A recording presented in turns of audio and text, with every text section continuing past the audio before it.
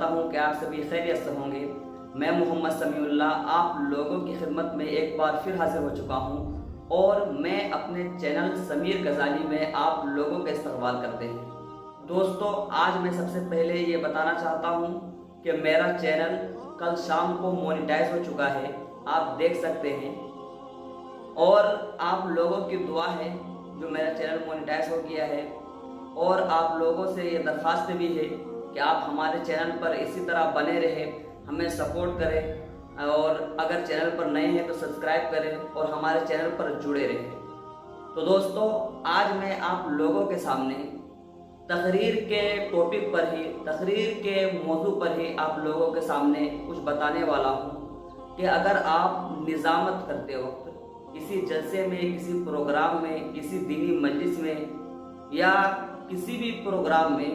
آپ جب نظامت کریں، نقیب کی حیثیت سے جائے، تو تقریر کے لیے کسی بھی مقرر کو تقریر کے لیے دعوت دے تو کس انداز میں دعوت دے، اور مقرر کا موضوع عظمت قرآن ہو، یعنی قرآن کے موضوع پر اگر کوئی مقرر تقریر کرنا چاہے تو آپ اس مقرر کو کس انداز میں، کس طریقے پر دعوت دیں،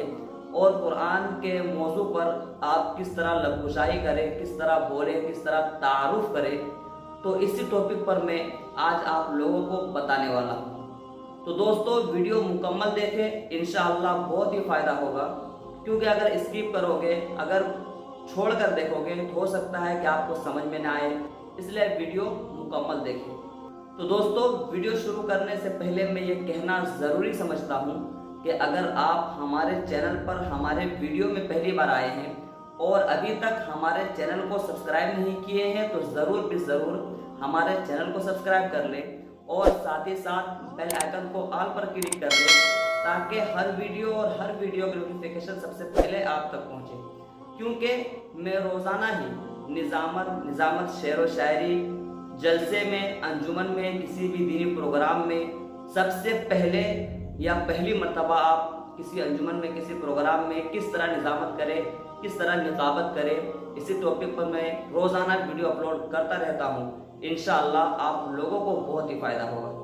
تو چلو دوستو، بلا کسی تاخیر کے آج کی ویڈیو شروع کرتے ہیں۔ بسم اللہ الرحمن الرحیم۔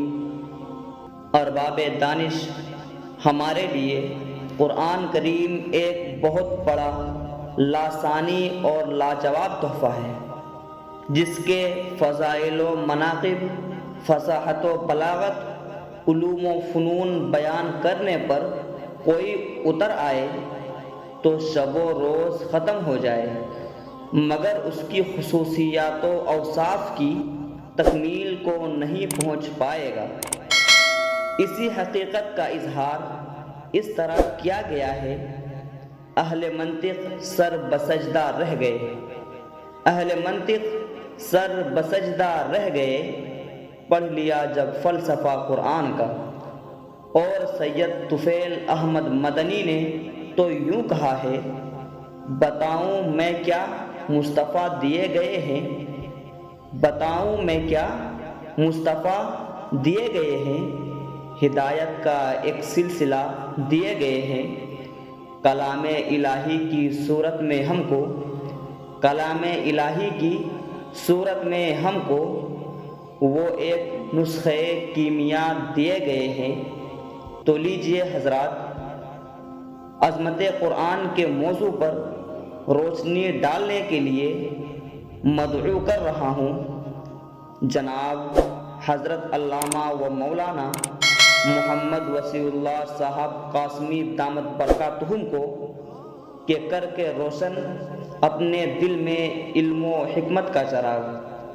کر کے روشن اپنے دل میں علم و حکمت کا چراغ، تم جہالت کا مٹا دو اپنے پیشانی سے داغ۔ حضرت والا ڈائز پر۔ دوستو، امید کرتا ہوں کہ یہ ویڈیو پسند آئی ہوگی، تو ایک لائک کریں اور اپنے دوستوں سے خوب شیئر کریں تاکہ آپ بھی اس کے ذریعے فائدہ اٹھا سکیں اور آپ کے دوست جو نظامت کرتے ہیں وہ بھی اس سے فائدہ اٹھا سکیں۔ اور اگر کچھ جاننا ہو، کوئی چیز پوچھنی ہو، آپ کے مائنڈ میں، آپ کے ذہن میں کوئی بات ہو، تو آپ مجھے کمنٹ کریں، میں انشاءاللہ اس کا جواب بھی ضرور دوں گا اور کمنٹ کے ذریعے آپ کی مشکلات کو حل بھی کروں گا۔ تو چلو دوستو، پھر ملتے ہیں ایک نئی ویڈیو کے ساتھ بہت ہی جلد۔ السلام علیکم۔